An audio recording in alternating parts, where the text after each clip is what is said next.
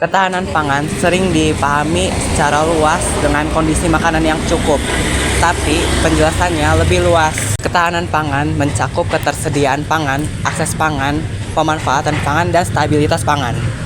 Masalahnya, bagi banyak orang kebutuhan bukan karena kebutuhan gizi, tetapi oleh harga. Kami mencoba melakukan investigasi sederhana dengan uang 10.000 sampai 20.000. Makanan apa yang mudah didapatkan oleh mahasiswa? Di sekitar kampus, pilihan makanan murah biasanya cukup banyak. Nasi, gorengan, mie, minuman manis, atau makanan cepat saji versi hemat. Makanan ini memang cukup mengenyangkan, tapi apakah gizinya cukup? Dari perbandingan sederhana ini terlihat bahwa makanan yang lebih lengkap gizinya membutuhkan biaya yang lebih tinggi juga. Bagi beberapa keluarga atau mahasiswa, selisih beberapa rupiah itu sangat berarti. Nah, sekarang ini kita mau mewawancarai beberapa mahasiswa jurusan bimbingan dan konseling Fakultas Keguruan Ilmu Pendidikan kampus Universitas Sultan Hasanuddin Trijasa. Oke, yuk ikutin kita. Jadi aku mau nanya, kalian tuh kalau misalkan ngabisin uang untuk makan, itu biasanya sehari bisa berapa sih? Kalau aku kan kebetulan anak pulang pergi ya, jadi bisa dikasihnya kalau buat makan doang ya. Buat makan doang tuh 100, tapi suka nyisa kok. Kalau saat memilih makanan, kalian lebih mikir harga, kenyang, atau rasa, atau gizi? Lebih ke dominan harga dulu sih, karena kita menyesuaikan budget dulu. Oh ya, lihat-lihat uang dulu ya. Ya benar. Karena kan kita anak kos ya, jadi pasti ngeliat harga dulu. Ya, terus habis itu setelah harga tuh gizi. Soalnya kalau misalkan mendingin kenyang doang, sebenarnya kalau nggak bergizi tuh nggak bakalan kenyang. Ya ada kita maksudnya nyemil-nyemil mulu kan. Kalau misalkan nggak bergizi gitu, ya udah kita dari harga terus gizi juga. Terus apa kalian merasa mudah menemukan makanan bergizi di sekitar kampus Untirta ini?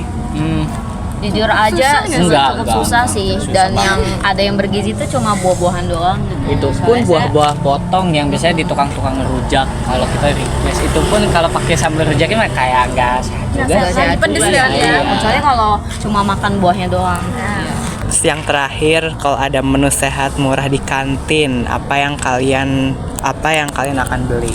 Tadi itu pengennya salad sih kalau buah-buah olahan buah gitu, karena ya biar simple gitu. Iya benar, Salad juga. Iya. Salad juga. Kan salah satu makanan sehat udah ada. Tergantung ya, ada salad sayur, ada sayur buah. Ya. Oke, selanjutnya kita akan mewawancarai salah satu pelaku usaha fried chicken, yaitu Tim Crispy. Ya, pertanyaan yang pertama, siswa menjadi pelanggan utama di sini. Untuk di cabang ini, khususnya di cabang Ciwaru, itu memang targetnya adalah mahasiswa, dan kami menargetkan mahasiswa sebagai di angka 60% dan 40% itu sebagian umum gitu. Selanjutnya, menurut Om, apakah makanan di sini cukup mengenyangkan untuk mahasiswa? Untuk saat ini memang porsi kita itu lebih banyak dari brand-brand yang lainnya, dan pastinya itu di Tim Crispy sendiri pasti nasinya lebih banyak dari brand yang lain. Iya gitu. Banyak berbagai Banyak, jenis. ya. Selain varian itu juga rasa. banyak juga varian nasinya. Ada nasi kembuli, liwet, daun jeruk, nasi putih. Iya. Ya. Gitu. Apalagi kok biar kenyang kan. Bener, itu tuh paling nasi tuh banyak pilihan ya. Banyak banget. Yang selanjutnya, apakah Om menyesuaikan harga agar tetap terjangkau bagi mahasiswa? Iya, kami sangat menyesuaikan harga. Kalau misalkan di cabang ini, di cabang Ciwaru khususnya, itu harganya lebih murah, dan di cabang lain juga harga tetap normal gitu. Kalau misalkan ada kenaikan bahan baku pun kami tetap stay di angka yang promo di sini gitu. Kalau harga bahan naik, apakah mahasiswa masih sering beli di sini atau bagaimana? Untuk bahan baku naik itu tetap ya, mahasiswa tetap beli sini karena target sudah kena. Kita pun di bagian marketing pun juga sudah kena ya untuk mahasiswa. Untuk saat ini sih nggak ngaruh ya ke harganya juga, tapi kita ada di cabang lain itu yang mahal, kita tutup dari cabang lainnya gitu. Oh iya, betul. Jadi yang cabang lain tuh naik ya. Iya.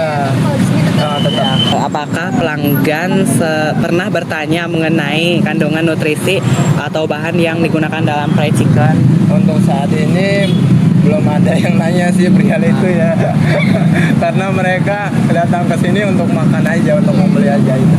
Jadi gak nanya-nanya tentang Iya, yang penting kenyang ya Om ya. Harganya juga terjangkau.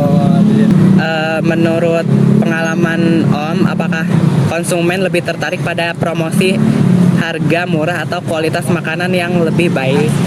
Khususnya di daerah Kota Serang yang jelas adalah murah dan kenyang, benar nggak? Iya, benar. Setuju nggak? Iya, iya itu pasti pokoknya kalau misalkan dari warga Serang tuh udah murah, kenyang, udah gitu. Terus kalau misalkan ini kan berarti nyewa atau enggak? Ini nyewa tempatnya. Oh, iya. Ngaruh nggak sih ke harga? Enggak ngaruh karena kita udah dihitungkan di sebelum bukanya juga. Karena kita pun di Tin Crispy biasanya sebelum buka juga udah ngeriset sebuah daerahnya, pemutaran uangnya juga seperti apa, di mana aja setiap wilayah itu mutarnya ke apakah ke bahan makanannya, ke perabotan rumah tangga atau lainnya itu kita riset semua. Kalau ini tuh berarti udah lama ya?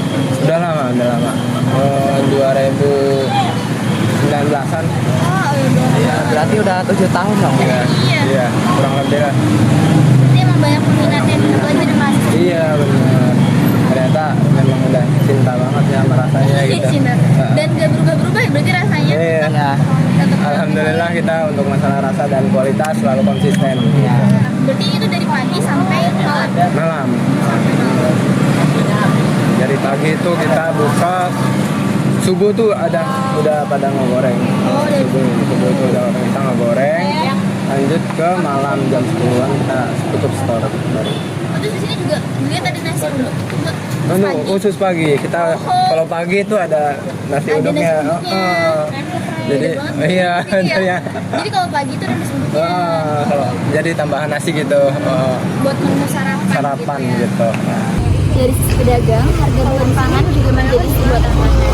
Mereka harus menjaga makanan tetap terjangkau, tapi di sisi lain harga bahan seperti minyak, telur, ayam, cabai itu harganya bisa berubah-ubah. Akibatnya, menu yang sehat tidak selalu mudah dijual dengan harga yang murah. Dari investigasi sederhana ini, kita bisa melihat bahwa ketahanan pangan itu tidak boleh hanya dilihat dari apakah makanannya tersedia atau tidak. Nah, di sekitar kita, makanan memang banyak, tapi tidak semua makanan itu didapat adalah makanan bergizi.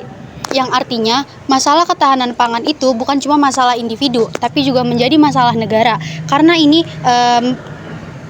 berdampak pada distribusi pangan, harga bahan pokok, edukasi gizi, dan juga kebijakan dari pemerintahnya. Kalau kita hanya menyalahkan orang saja karena makan sembarangan, kita melewatkan pertanyaan yang lebih penting. Apakah mereka benar-benar punya akses untuk mendapatkan makanan yang lebih sehat? Masalah ini memang besar, tapi bukan berarti tidak bisa dilakukan. Menurut disiplin ilmu kami, bisa dilakukan dengan cara yang baik. Kami bisa membuat solusi yang realistis, dekat dengan mahasiswa, dan bisa diterapkan mulai dari lingkungan kampus. Solusinya bisa melalui kampanye edukasi, informasi makanan yang sehat, koperasi pangan, kantin sehat, urban farming, dan kebijakan kampus. Dari investigasi sederhana ini, kita belajar bahwa ketahanan pangan bukan hanya soal apakah makanan tersedia. Ketahanan pangan juga soal apakah setiap orang mendapatkan makanan yang bergizi, aman, dan juga terjangkau. Di sekitar kita, banyak orang memang bisa makan, tetapi tidak semua orang punya akses yang sama terhadap makanan yang sehat. Karena pada akhirnya, pangan bukan hanya tentang mengisi perut. Pangan adalah soal keadilan, ketahanan, kesehatan, dan juga masa depan.